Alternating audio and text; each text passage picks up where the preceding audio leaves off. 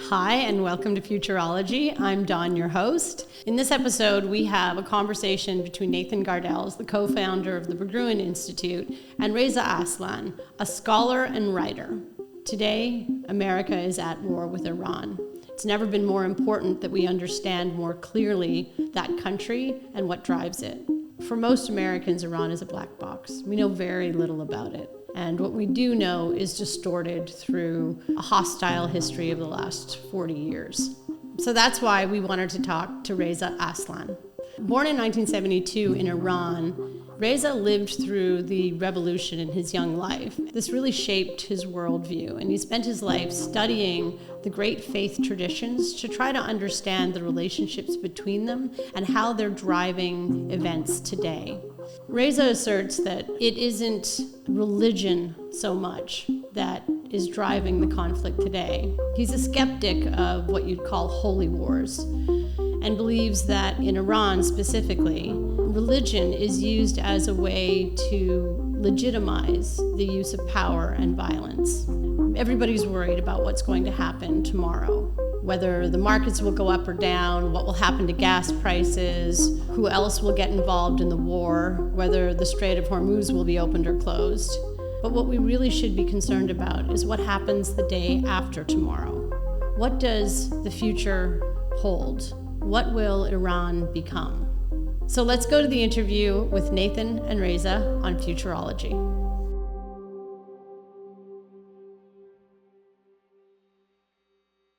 Reza, you are a scholar of religion who's written many, many books, too many to mention.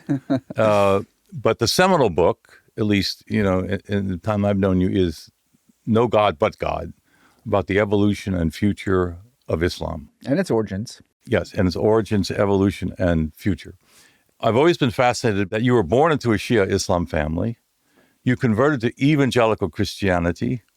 Then you converted back to Shia Islam. Well, not to Shia Islam. I was born in Iran, and like most Iranians, born into a Muslim family. For us, religion, like it is for most people around the world, it's just sort of part of our identity. It was, as I say, we gave as little thought to it as we did to the skin that we wear. We weren't in a particularly religious family. In fact, my father, which he loved to remind me of all the time, was a pretty diehard atheist. He was a communist in college, and was one of those the not the kind of friendly atheist either. He was one of those atheists who always had to kind of wear his beliefs on his sleeves, his disbeliefs on his sleeves. I always say he always had a pocket full of Prophet Muhammad jokes that he would pull out at inappropriate times. But in a strange sense, my father's communism and atheism ended up saving us, because after the revolution in 1979, I think people forget, because of the post-revolutionary propaganda, that this was not an Islamic revolution. That's just, the regime's propaganda about it. This was a revolution that encompassed every sector of Iranian society, including Marxists and communists and intellectuals and the middle class, Jews, Christians. This was an anti-imperialist revolution, which succeeded in removing the Shah from power. And then in the post-revolutionary chaos, as the provisional government began to lose control over the country, as a war with Iraq suddenly started almost immediately afterwards, in the midst of a 444-day hostage crisis that completely shattered the relationship that Iran had with the United States, the sort of dominant voice in post-revolutionary Iran was the voice of Ayatollah Khomeini, who then used that chaos in order to take control over the government and turn it into the Islamic Republic that it is today. But before that happened, my father, who never trusted anything anyone wearing a turban had to say about any topic whatsoever, just thought to himself, this probably won't turn out well. That the promises that Khomeini was making, that he had no interest in politics, that he was just simply going to go back to his teachings and his studies, that was a lie. And so that just in case we should leave for a while until things settle down. And of course, he was right. Things didn't settle down. 37 years later. A while became 4 decades, exactly. We grew up in the Bay Area. That's where I grew up. And by then, I think my father also thought to himself, this was an opportunity to rid himself of even the facade of religion now that he's in the U.S.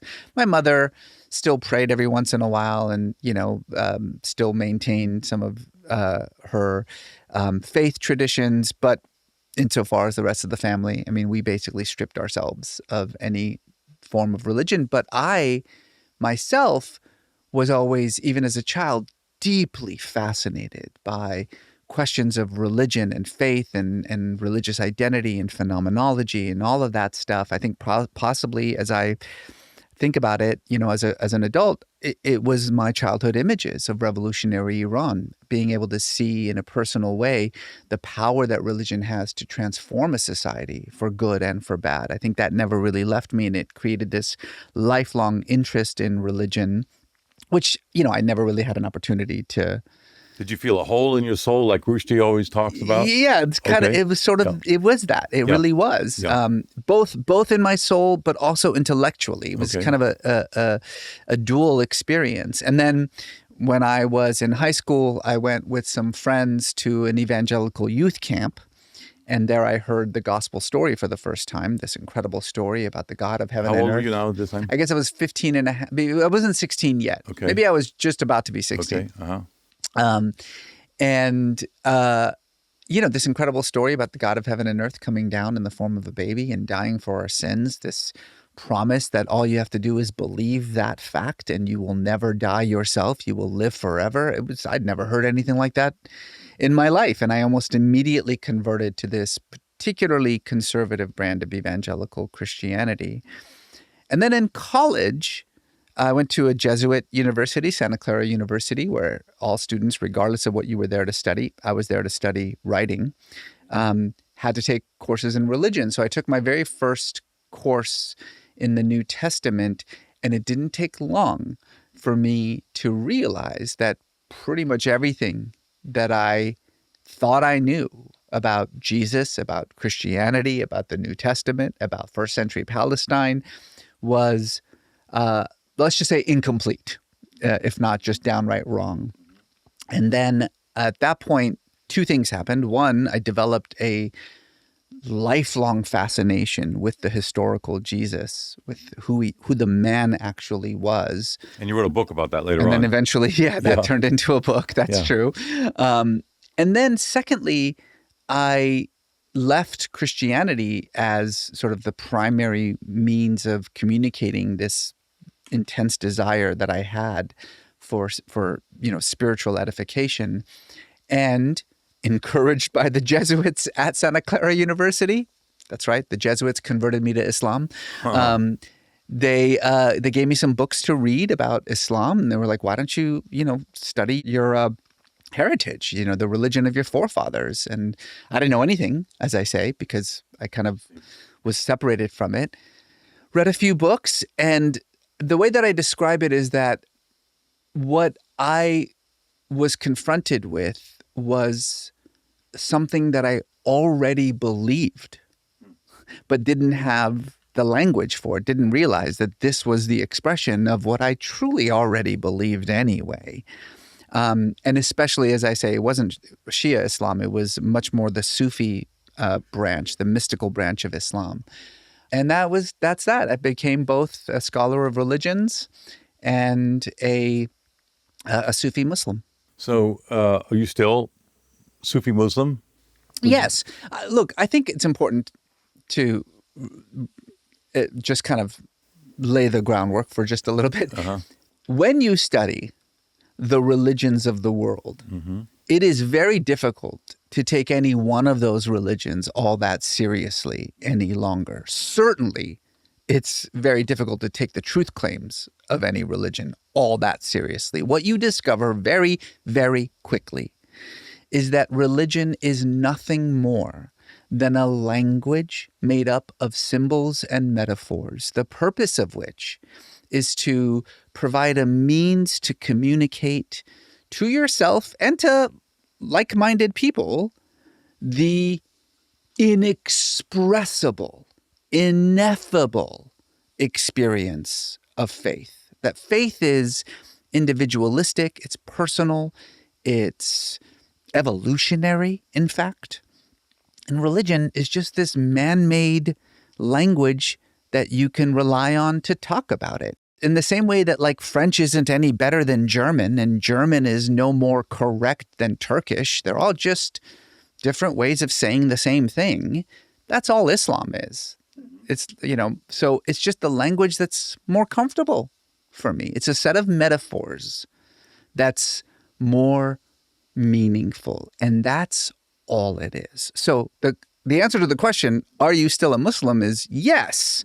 But understand what it means to say, I am a Muslim. I use the symbols and metaphors provided to me by a particular branch of Islam to express to myself and to those that I care about this inexpressible longing for transcendence. Right. So when you're talking, you remind me of Leszek Kolakowski, who was a Marxist and then defected from materialist philosophy to become a conservative Christian, who said you cannot, this spiritual need you're discussing that everyone has, cannot be excommunicated by rational incantation. People are seeking it, and the religious imagination is far from dead. It's alive and kicking. Absolutely. It's always changing. Metaphors always change. Their interpretations constantly change depending on the world and the needs of the community. But the metaphors are always there because the longing is always there. And this is, we don't need to get too far down this road. I did write a book about this subject called God, A Human History. But what we are fairly certain about is whatever you call the religious impulse and however you define it, not religion, but the impulse that I'm referring to, that it is an evolutionary impulse, that it is a part of the proper functioning of our cognitive processes. Why? We literally have no idea. Scientists have been trying to ask this question. If it is an evolutionary impulse, it must serve some advantage, some adaptive advantage. It does not. What it absolutely is a adaptive disadvantage, certainly in terms of energy and resources, time. So then why? Why is it universal? Why does it exist in all cultures, in all parts of the world, in as far back in recorded time as we can possibly go? Why do we see traces of this exact same impulse in previous forms of humans, in Neanderthals? Because it is the proper functioning of our brain. And religion is just the language we use to express that proper functioning. You're talking about the evolution of the spiritual impulse. Yeah. Some are talking about perhaps because of AI, because of climate change, because of even the wars going on, we may be facing a new axial age. The first axial age, 2,500 years ago, when all the great religions were born, Hinduism, Hebrew prophets, was this attempt to create a spiritual guidance for all these questions of origins and destiny. Where do we come from? Where do we go? Do you have any sense we're on a cusp of a new axial age like that because of these great developments that are happening, transformations really For sure. in society?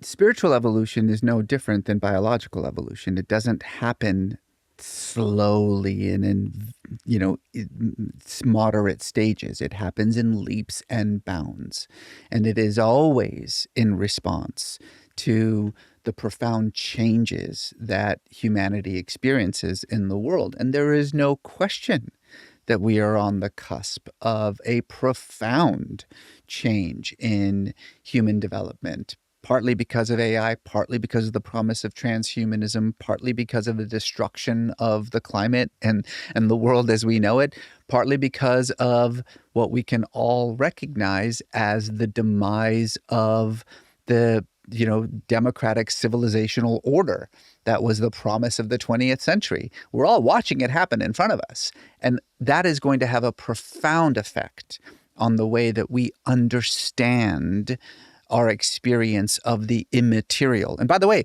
the biggest impact is also going to be scientific knowledge. I mean, the leaps and bounds that we have made about the very nature of reality over the last few decades, whether it is with further development of quantum mechanics and the understanding of the quantum realm, whether it is our greater knowledge and experience of how consciousness works, and where the root of consciousness actually lies, which we now are fairly certain isn't in the brain. It's outside of the brain, wherever consciousness exists. Maybe it's in the quantum realm in some way.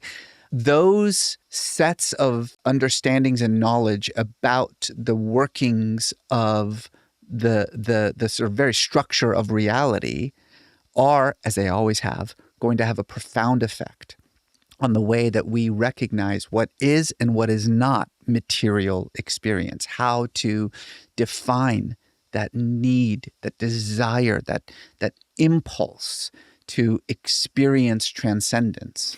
Let's go to Iran. But there's a segue in the sense that the first Axial age came in the wake of great wars and suffering, and were part seen as an escape, as a transcendence from the suffering on this earth caused by egotism, war, et cetera, et cetera. But let me get to Iran now. So the early days of the war, President Trump and others articulated the goal as being regime change. It was one of the goals, yes. Yes, one of the many goals. But it was in his first speech, this was clear what Trump and Netanyahu were thinking. Thinking that Iran was at a weak point, and after the massacre of the demonstrators, that this was the time to move and the people would rise up as foot soldiers and so on. So what's happened since, of course, is that the regime has been decapitated at the first level, second level, and maybe even third level at this point, yet replaced by even, in many cases, seem to be harder liners than before. Does this surprise you? I mean, what kind of a moron would think otherwise? I want to go back just for a minute. You said both Netanyahu and Trump thought it was regime change. I don't think that's true. Anyone who has given the matter more than 5 minutes of thought has, for 2 decades plus, understood that an aerial campaign, an aerial bombing by Iran's 2 greatest ideological enemies, the 2 external powers that Iran uses to maintain its grip over a population that loathes its government and would like nothing more than to beat them to death on the streets, that such a campaign would far from suddenly result in a democratic uprising that would uproot the clerical regime and replace it with some kind of secular Western democracy, would do the exact opposite. That all it would do is silence dissent, further repress any moderation or hope for reform, and further entrench the most hardline elements of the national security state. Now, there are reasons why this is something that is particular to Iran, but it doesn't have to be particular to Iran. Any country on the planet that is experiencing a wanton, campaign of death from the skies is going to rally to its government. It's going to rally and revert to nationalism. Everybody knows this. You know who knows this better than anyone is Benjamin Netanyahu, because whatever you want to say about Netanyahu, and there are a lot of things I'd like to say about Netanyahu, he is not an idiot. You know who is an idiot? Donald Trump.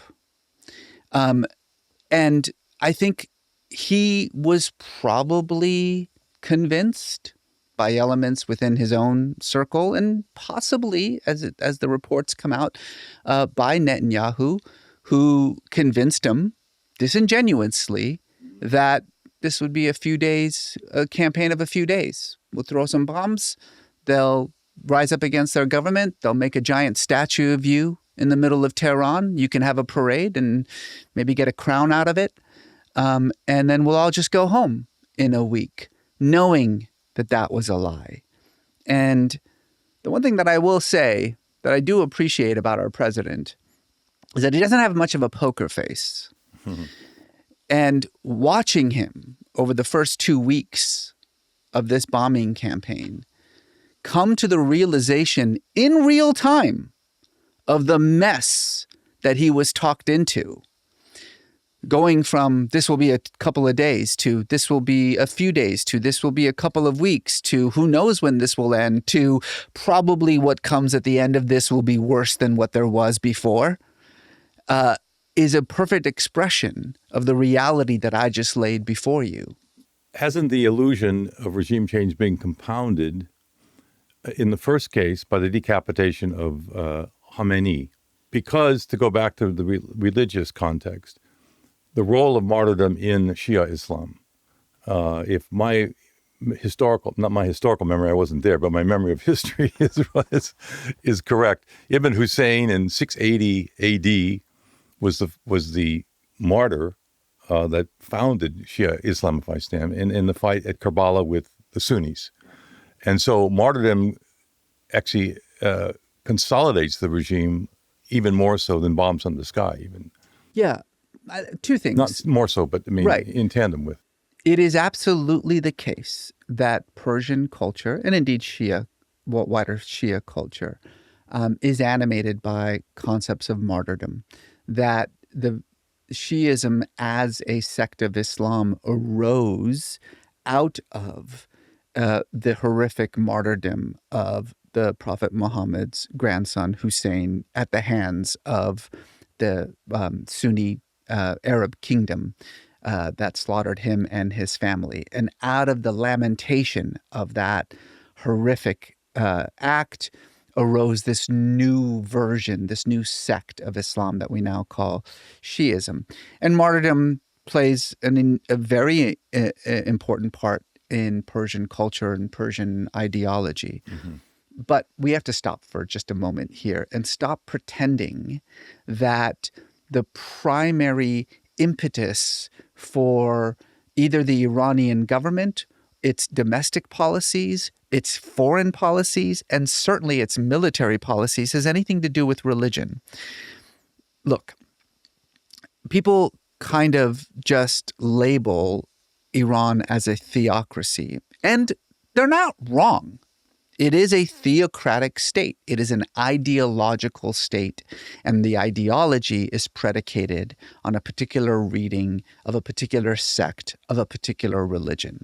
And it is absolutely true that the regime maintains its control over its population by forcing that ideology on the people. But oftentimes, I think that we in the West refer to Iran as a theocracy, not because it's a proper means of identifying, Iran and the complex state, but as a way of dismissing it as an irrational actor. Well, we don't really need to talk to Iran. We don't treat Iran the way we treat other nation states, even our adversaries, because Iran is a theocracy and therefore it's not a rational actor. So simple things like deterrence that works with a megalomaniac sociopath named Kim Jong-un in North Korea doesn't work in a country like Iran because we can dismiss it as a theocracy. That is nonsense, and it is part of the reason why we have gotten into the trouble that we have gotten to. Iran is an eminently rational actor. Its primary concern is the primary concern of every regime in the world, which is its own survival. That's what it cares about.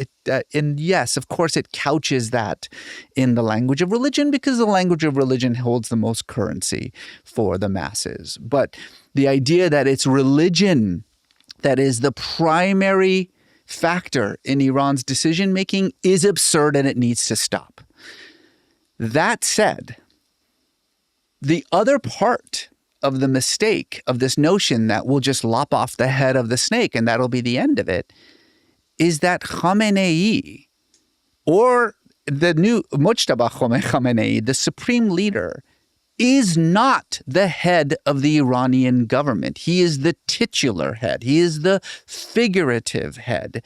Again, everyone who has studied Iran for more than 5 minutes, the people in our National Security Administration, Tulsi Gabbard herself, knows that the power in Iran is not the mullahs. The power in Iran is the IRGC, the Revolutionary Guard, this military intelligence police mafia that holds the entirety of the apparatus of the state in its grip. And when I say mafia, I really do mean that in a very real way. I mean, we have nothing in the United States that correlates to the IRGC, so it's very hard to understand.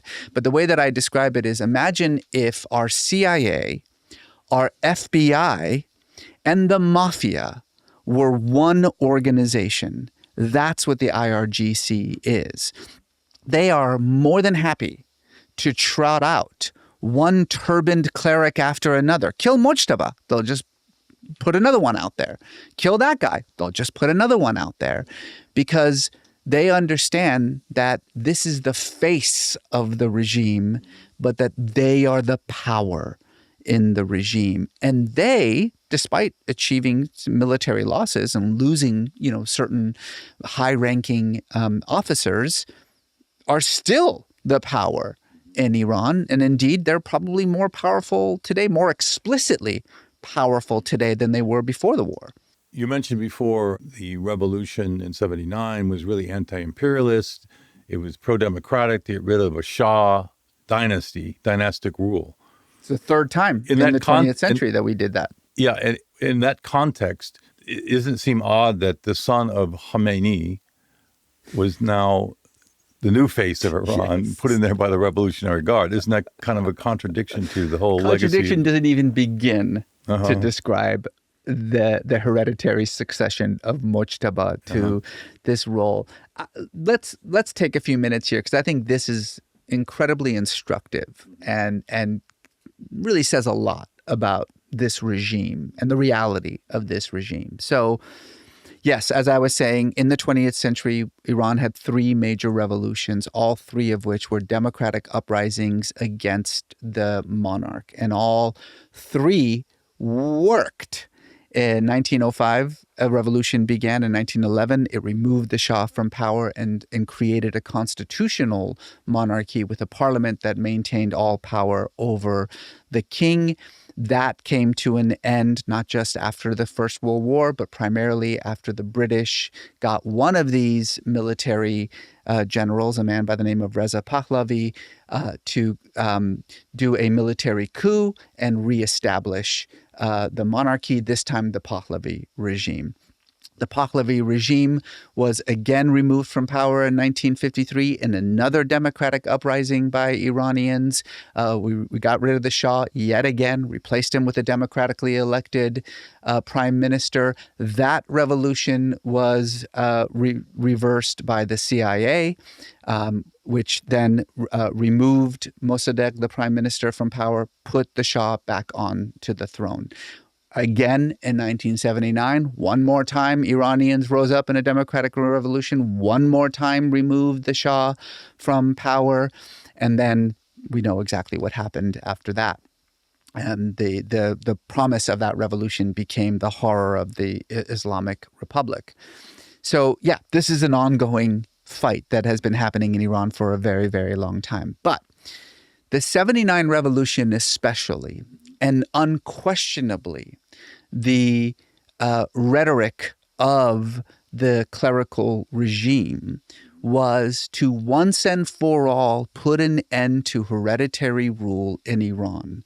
Again, this is very complicated, but it's a deeply part of Persian heritage and of Shia culture, which is an absolute distaste for the very notion of hereditary rule. The story that we told about Hussein, the Prophet Muhammad's grandson, being murdered by the Sunni caliph, he was murdered because he was rebelling against the idea of hereditary rule in the caliph, right?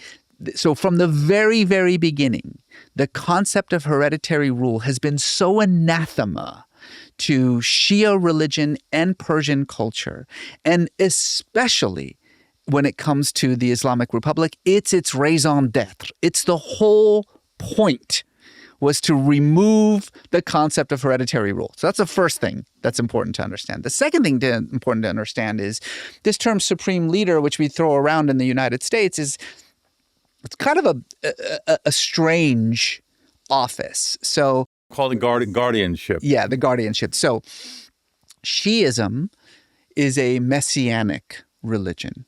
What that means is that it looks forward to a future era in which a messianic figure will return to earth and will create the perfect society, perfectly just, perfectly peaceful, etc. As a result of that belief, Shia clerics have, for 1,400 years, maintained a policy of political quietism. The notion that a cleric could actually engage in politics, let alone governance, would be to usurp the authority of the Messiah. Only the Messiah has the authority to do that. And so for 1,400 years, very much unlike some of their Sunni colleagues, Shia clerics have refused to engage in politics or governance of any kind. The genius of Khomeini, the founder of the Islamic Republic, is that he came up with this notion in the 70s called the Velayat-e-Faqih, or the guardianship of the jurist. And it's an argument that some Christians might be familiar with because it's almost wholesale from Christian millenarianism, which is rather than wait for the Messiah to come and create the perfect world, we should create the perfect world so that the Messiah will come. This is a 150-year-old Christian belief, right? Just make the prophecies come true and Jesus will return. Right. This is the Shia version of that. And so he came up with this innovative idea, which is that far from the clerics removing themselves from politics and governance, the clerics should be in charge of the government because they're the only ones who can create a perfectly just society, thereby creating the situation necessary for the Messiah to return. But it shouldn't be all the clerics because, you get a bunch of people in a turban, everybody's got a different idea, everybody's got different, it should just be one of them. And that one person, the faqih, the jurist, the person that we refer to as the supreme leader, the jurist should be the highest religious authority in the land because only that person has the authority to create that society. No one had ever written, thought, or said anything like this in the 1,400-year history of Shiism. It was a brand new idea, and it was one that was rejected by every cleric, certainly every senior Ayatollah in Iran. It was dismissed for a decade until Khomeini took over the government. And then he decided he was going to put that philosophy into practice.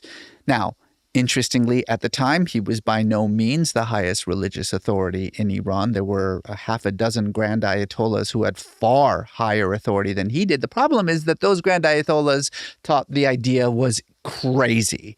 They thought it was it was heretical. It was the weirdest thing that they'd ever heard. Khomeini said that the guy who has this position would have the same authority as the prophet himself. This was blasphemy. And so Khomeini instead just arrested all of those grand ayatollahs and named himself faqih. Now, strange, but he's Khomeini. He's the leader of the government. He came up with the idea in the first place. He created the title, so he gives the title to himself. People just went with it.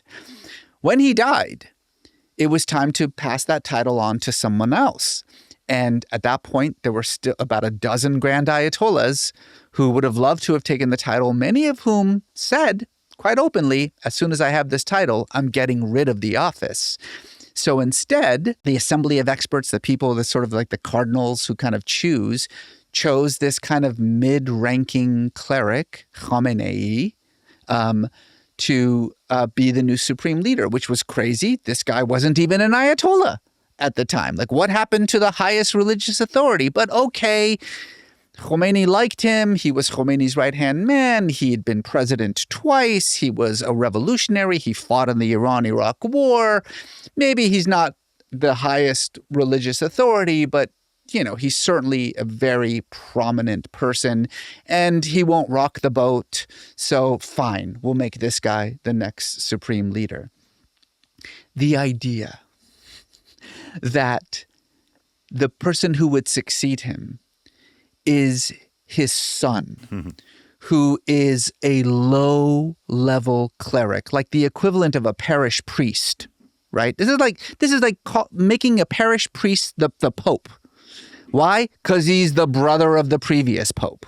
And that's the only qualifications that he has. The idea that the faqih has now become a hereditary office, that all the clerics ended up doing was replacing the crown with a turban, is, in my view, the true death knell of this regime.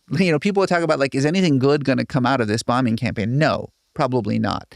But if there is any hope for anything, it's that the succession of Mojtaba Khamenei to his father's office is the final nail in the coffin of this idea that the Islamic Republic represents the moral foundation of the state. Like, that ideology had already been more or less put to rest thanks to decades of corruption, the horrific repression of its people, the slaughter of children in the streets, the police state, the absolutely collapsed economy. Most people in Iran had long ago rejected the very foundation of the Islamic Republic as the moral arbiter of the state. But this is the end of that once and for all. So before the military attack, the excursion, the sense from abroad was the people were uprising against this regime, which is diminished in its legitimacy even before this succession happened. It's hard to get a sense, though, of how do you apportion the beliefs and attitudes of 90 million people? How many are secularists? How many are nationalists? How many are true believers? I mean, can you give us some sense of where you think the Iranian public is on the theocratic state? I think that those kinds of Western filters and labels aren't very helpful in trying to understand the nature of the Iranian population.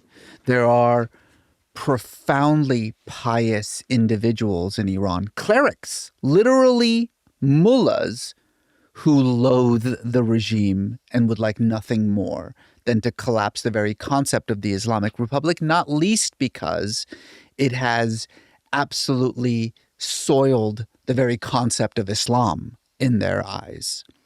There are secularists who are profoundly nationalistic, even militaristic, and who support the regime insofar as the regime sets itself up in this self-ascribed position as the sole force against Zionism in Israel and colonialism, Christian colonialism in the United States. So the best thing that I can say is stop using those kinds of Western labels because they don't make any sense in Iran. But here is, I think, what can be said with, I think, enormous clarity, that the vast majority of Iranians, some 75% of whom are under the age of 35, which is extraordinary, the vast majority of Iranians do not support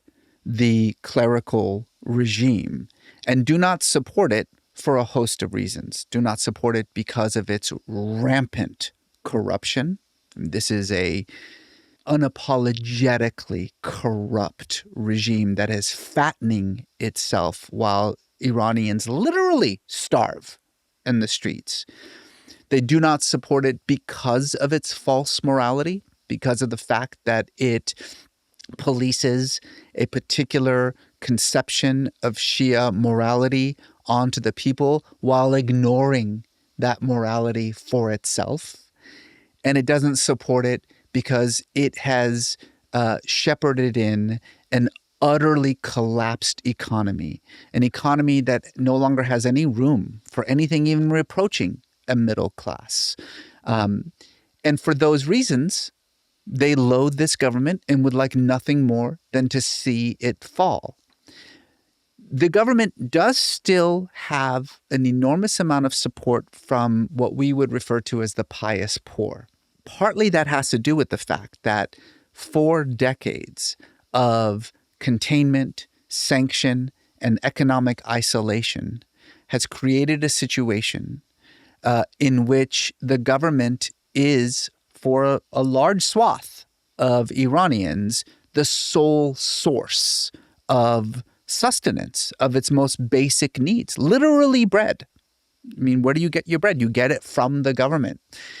Partly because of American policy towards Iran, we have created a situation in which the exact sector of the Iranian population that we need to come out against the government can't do so because any interruption in the government might mean the starvation of me and my family.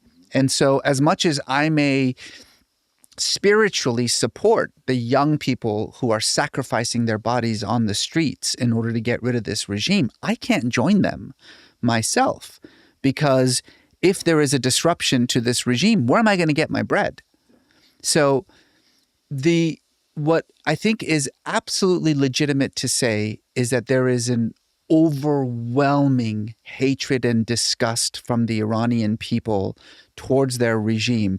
But that hatred and that opposition can't just be cleanly divided between secular people and religious people, between middle class and poor.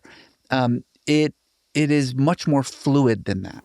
That brings me to the question of possibilities of reform going down the road. Now, we've talked about how the military attack has consolidated support for the regime because the bombs are falling on top of people. But in the absence of a coherent opposition, what chance is there for reform? The fact of the matter is that as we sit here right now, a month into this bombing campaign, the idea of regime change or reform is more distant than it has ever been in Iran.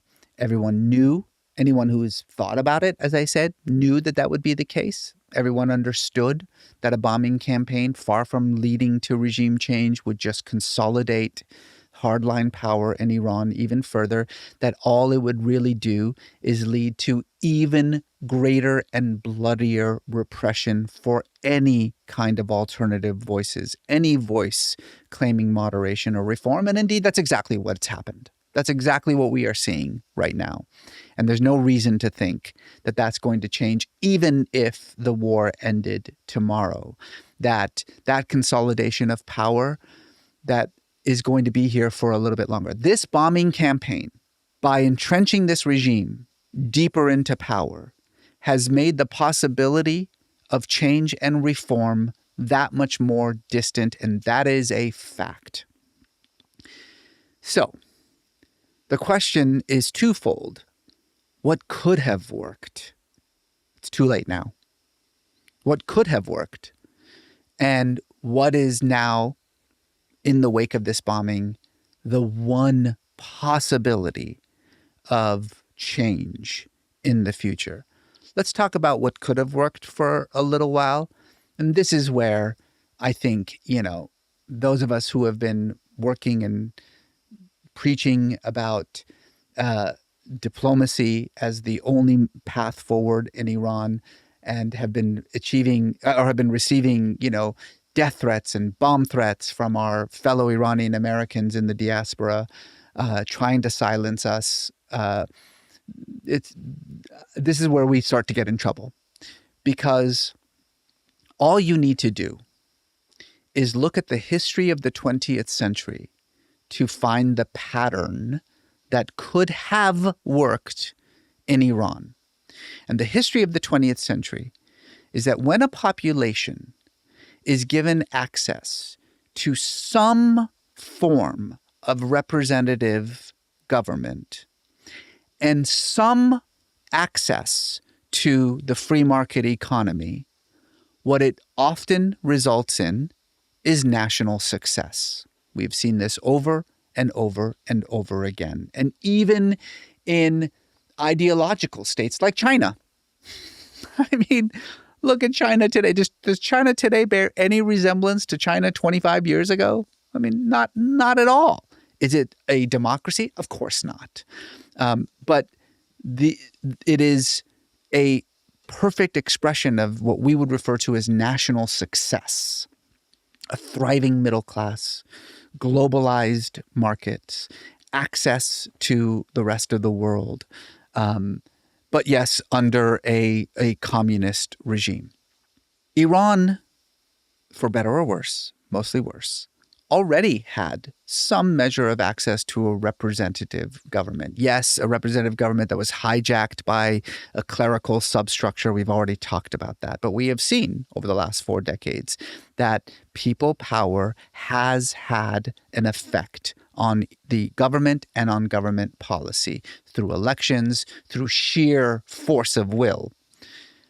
What Iran hasn't had for 4 decades is access to the rest of the world.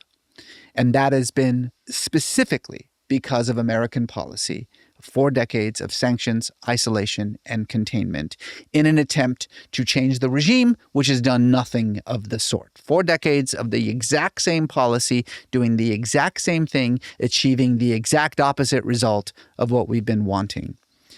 We had an opportunity, a window, not just to remove Iran's threat, certainly its nuclear capabilities, from the region, but to open it up to the rest of the world, to give its population an opportunity, just the existence of a middle class that would then have the opportunity to actually exert its will over its government. And most importantly, to create an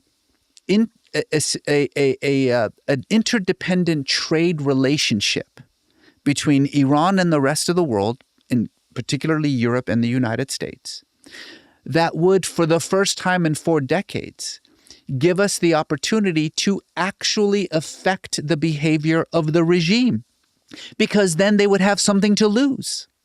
For 4 decades, we have had no way of changing Iran's behavior. When the government slaughters children on the streets, what can we do about it? Nothing. Sanction them more? That doesn't do anything. Because we have no carrot, we have no stick. The way international relations works with every country on the planet, whether you love them or not, is you have a relationship. If they do something you don't want, you can punish them. If they do something you want, you reward them. That's how it works. It's how it works with North Korea, for God's sakes. But in Iran, that has never been an option. It has never been even a possibility for American governments. And so we have been locked in this place. As I often say, a tyrant stays in power by isolating his people from the rest of the world. We, the United States, have done the tyrant's work for him for 4 decades. So how do we create the necessary situation for reform in Iran? through interdependent trade relationships, by opening the country up to the rest of the world, by giving them something to actually change for and the ability to punish them when they don't. It's too late. That's over. There's no hope for that. That's gone. So, what's the only possibility left? Well, it's not great. But if I were to put on my analyst hat and say, what's the best case scenario in Iran in the sort of mid to somewhat long term? 20 years? Yeah. Let's say 10 years, just so I feel a little bit better about myself. Okay. The best case scenario is that at a certain point, the IRGC, the Revolutionary Guard, the military intelligence mafia, steps out of the shadows and takes overt, explicit control over the government. That they very likely set themselves up to the Iranian people as the savior of the population. We've heard the cries Sovereignty against the imperialists. Yeah, and against the mullahs. Yeah. That we're gonna, we're gonna send the mullahs back to the mosques. We hear you. Yeah. We hear you. Right? The mullahs are the problem. Yeah. They're the ones who have done everything wrong. They're the ones who have brought us to this place of collapse. But we, the saviors of the nation, who fought off the two most powerful armies, our two greatest enemies, who won this war. And let's not joke about this. Iran is winning this war. We can talk more about that if you'd like. But that we, as the saviors of the nation, have heard the longing of the people. And we are sending the mullahs back to their, to their mosques. And we'll have to have a period of martial law and a period of military rule. But don't worry, we're going to have elections soon. And then maybe those elections happen, maybe they don't. And then Iran becomes Myanmar. Iran becomes Egypt. Best case scenario, Iran becomes Pakistan. At least in Pakistan, there is a democratically elected government that is a legislature that runs the country, but really the power is still the military, as opposed to Egypt or Myanmar, which are military dictatorships. Now, why do I say that this is the best case scenario? Because it's not a democracy. It's not what Iranians have been fighting for 120 years. But if you asked most Iranians, in Iran and outside of Iran, would you take Egypt to this? I think most would say yes. I think if you said, would you take Myanmar to this? I think a lot would say yes. They would say yes, because what could be worse than what they've already got? But also because I think history has shown that the path from military rule to true representative government is easier than the path from an ideological regime, be it religious or otherwise, or cult of personality, like it is in North Korea, to representative government. Because whatever you want to say about the military, ideology is not part of their calculus, right? The military is a very pragmatic force. What they're concerned about is who has the biggest guns. And so while that's not by any means answering the longing, the centuries-long longing that Iranians have for true representation, is it better than the Islamic Republic? Maybe, probably. And that's the best hope. The path to that potentially democratic future goes through nationalism.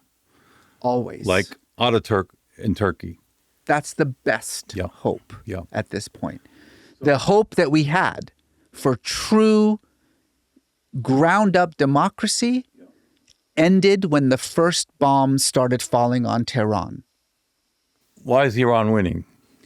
Well, let's talk about what was Israel and America's goal for this war.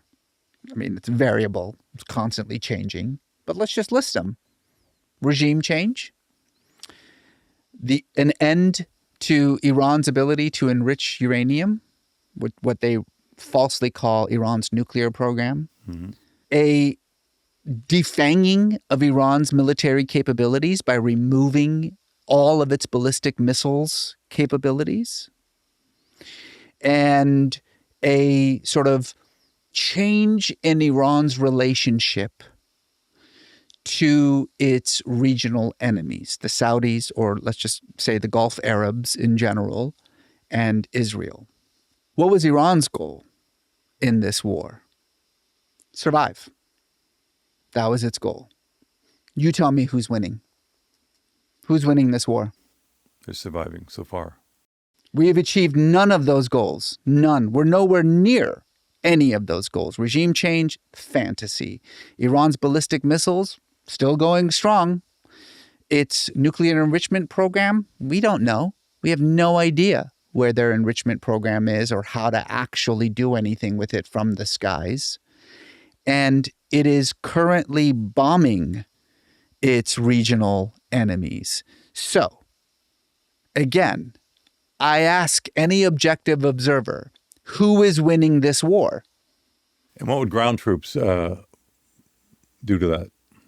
It would change the calculus, unquestionably. Sure, if we send 20,000 Marines into Iran, yeah, that would be the end of the regime. It would result in the death of a large number of those Marines. But yeah, I mean, if we're actually talking about invading Iran, which I can't believe we would be, to turn Iran into a new Iraq, which would be devastating for the United States in all the ways Iraq was, and far more actually. But we're not talking about that. That's not a real possibility, I don't think.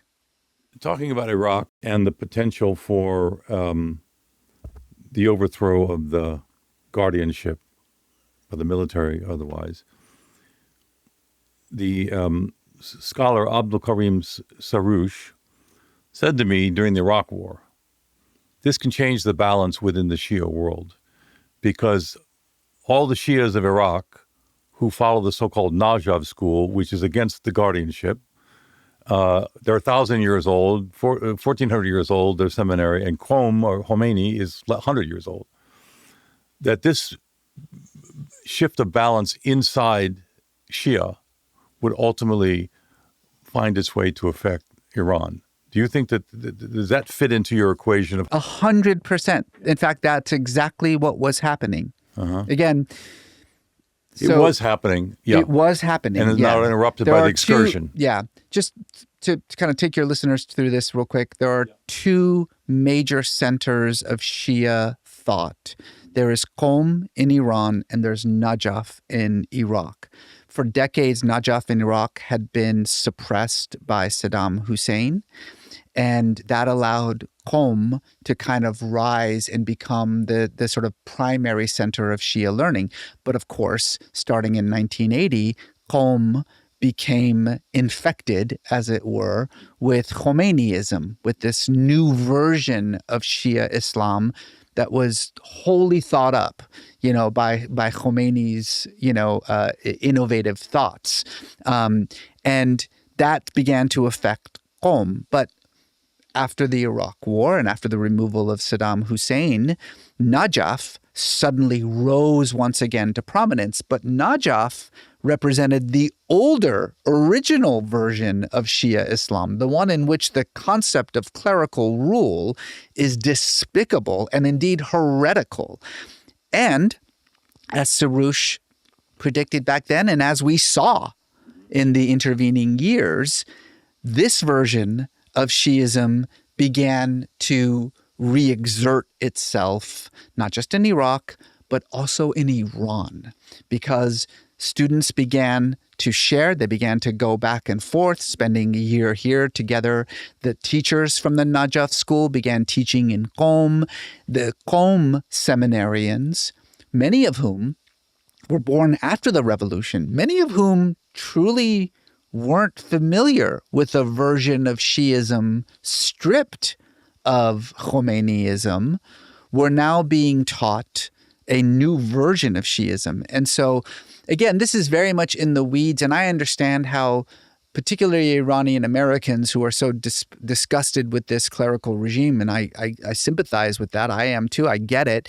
Don't want to hear these kinds of things. But one of the most fascinating things that was occurring before the bombing campaign is that Qom, the seminary of Qom, was beginning to graduate a new generation of clerics who were being taught this other version of Shi'ism and who were coming out of the seminary with a real distaste for the entire concept of the Vilayat Faqih.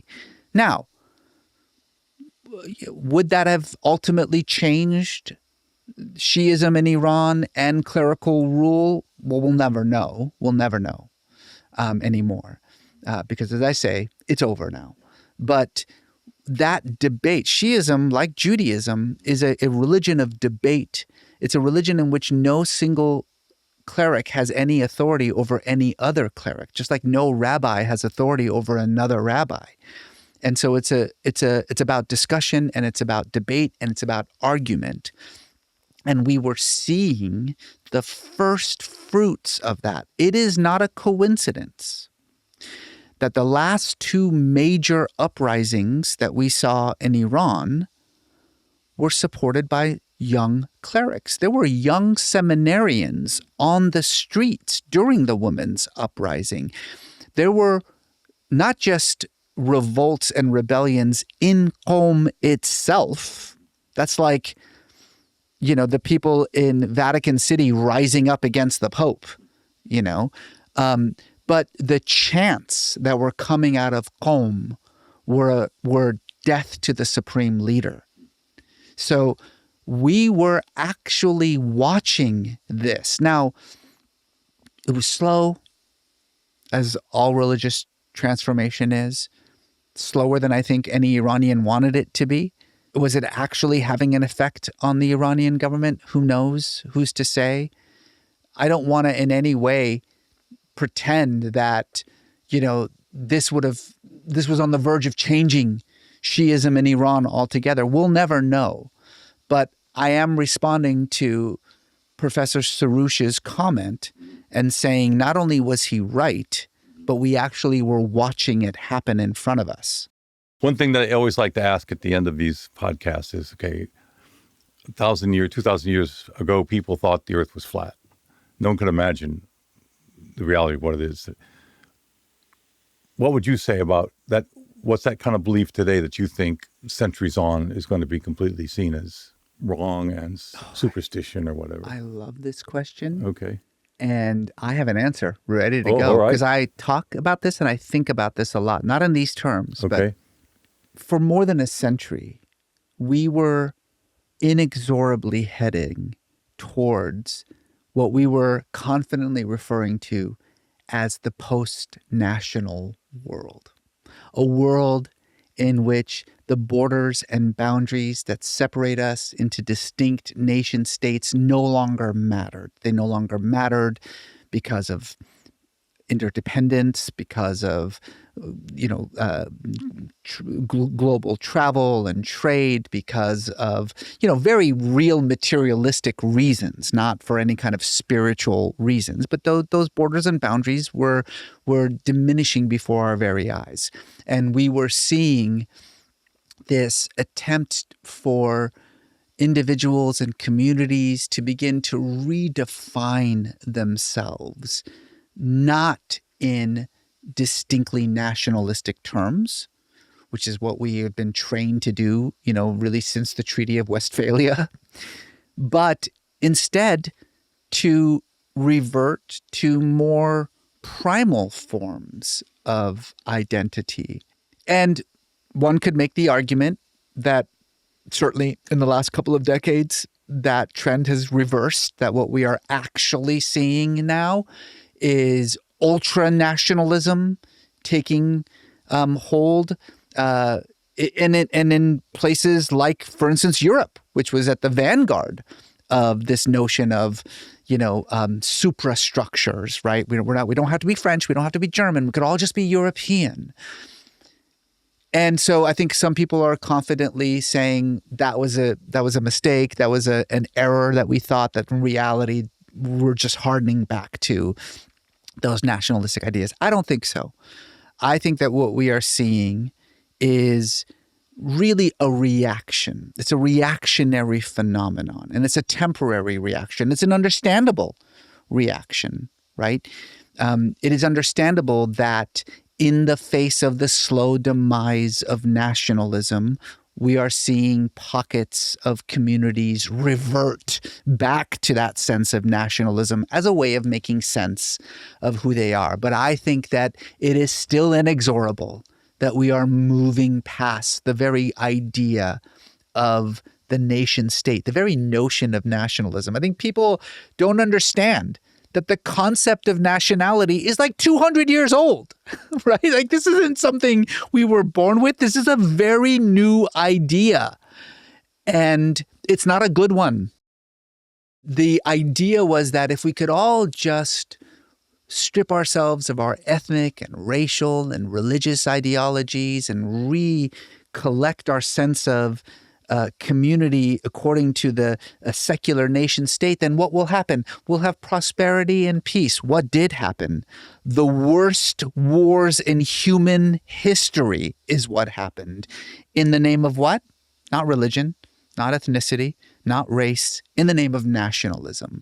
So we have already seen the very idea of the nation state fail as an ideology.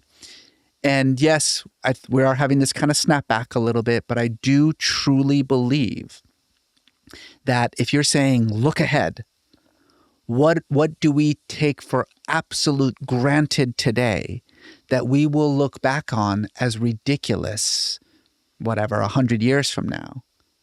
I think it's going to be the very fabric of how we identify ourselves, the notion that what separates me from a Canadian is an arbitrary border that makes us different. I mean, just the absurdity of that idea speaks for itself. Do you see a kind of planetary ethos then I think evolving so. as part of this whole axial transformation we talked about earlier? I hope so. Will it come from just a flowering of peace and pluralism and prosperity? No, that's not how change happens. Will it come in the wake of utter destruction of the planet, destruction of our political order, maybe even the near destruction of our species? Probably. But I do think that we'll think back on this time, the errors of the founding ideology of the 20th century, secular nationalism, and just think, what were we doing? Why was that the primary means through which we were forced to identify ourselves? What is it that I don't have what is it that I have in common with you that I don't have in common with some kid in Jakarta? What? Because I was born here, which I wasn't, and he was born there? Why? That's what I hope anyway. But we'll get there by breakdown before breakthrough. I mean, the human condition the way that I do as well. And I'd like to believe that won't be the case, but probably not. Finally, one has to ask if there's a civilizational component to this conflict. And what I mean by that is, if you look at the real powers, you have the Israeli right-wing government, religious right, in control of Israel. Yes. You have the Revolutionary Guard with the face of the Ayatollahs in Iran, the most extreme elements, and you have the Secretary of War in the United States, Pete Hegseth, who openly argues this is a crusade to save Western civilization. Yeah, and it's not just him. It is the military infrastructure is saying that. Yeah, you can elaborate, but he's the most emblematic of that point of view. Yes. So on top of all this stuff about nuclear weapons and oil even, there's a civilizational component, no? Yes, but as with most things, we need to sort of pull back a little bit on it first. It's very easy to just simply fall back into the old dichotomies of, clash of civilizations. The problem with that kind of ideology isn't that it's belied by the realities that we see on the ground. It's that civilization is a meaningless term. It's a term without definition. The way that we define our civilization is by creating an imaginary other civilization that we can use as a mirror, a negative pole, so that we can define ourselves with. There is no such thing as Western civilization. That's a made-up idea. It doesn't exist. What is Western civilization? What does that even mean? What is composed by Western civilization? It's a nonsensical term. When we say Western civilization, what we mean is not them.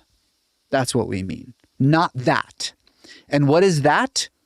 Something that we've just imagined, that we've created out of whole cloth. Islamic civilization. What the hell does Islamic civilization mean? That is an equally meaningless term. So civilizationally, when it comes to what's happening in Israel, what's happening in Iran, and what's happening in America, these three countries have created an imaginary version of the other that they are using for the sole purpose of defining themselves. And that's it. More, I think, to me, destructively, is the fact that what's really inserting itself into this conflict is what I call the sort of cosmic war mentality. Cosmic war is what happens when we take an earthly conflict and we give it cosmic significance, so that what we are seeing on Earth is nothing more than a reflection of a cosmic battle that is taking place between the forces of good, however that's defined, and evil. Sometimes we call this holy war, but that's a limiting term. I think cosmic war is a much better way of thinking about it, because in a cosmic conflict, individuals truly believe that their actions are being directed from above. God is on our side, as Hegel said. Yeah, God is on our side. Yeah. So whatever we do is justified. Yeah. Because we're doing it on behalf of God. Well, guess what? That's what the Israelis are saying, and that's what the Iranians are saying. The problem with that cosmic war mentality is that it makes the terms of the conflict both unwinnable and unlosable. Because if what's at stake is the cosmic battle between good and evil, if who is on the battlefield is God Almighty, well, how do you negotiate in that kind of conflict? How do you compromise in that kind of conflict? What's at stake is your very sense of self in an indeterminate world. What's at stake is your identity as a nation, not politics or land or national security or economic concerns, but the battle of good versus evil. How do you conduct that war? How do you negotiate? How do you compromise? How do you surrender? How do you lose that war? You don't. You fight that thing till the very, very end.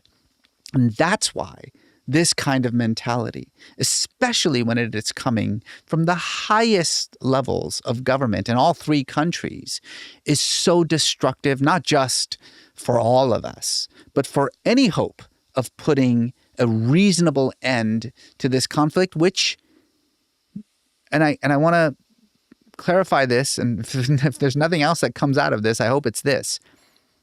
There is nothing good that is coming out of this conflict. Nothing good has come out of this. There is not a single positive development that you can actually point at in this conflict at all. No one's achieved their goals. Iran is, when this is over, going to be even more repressive, even more of a national security threat. And the idea that by giving it a cosmic patina, that's going to make things any better is truly absurd. On that daunting note, thank you, Reza. Yeah, you're welcome.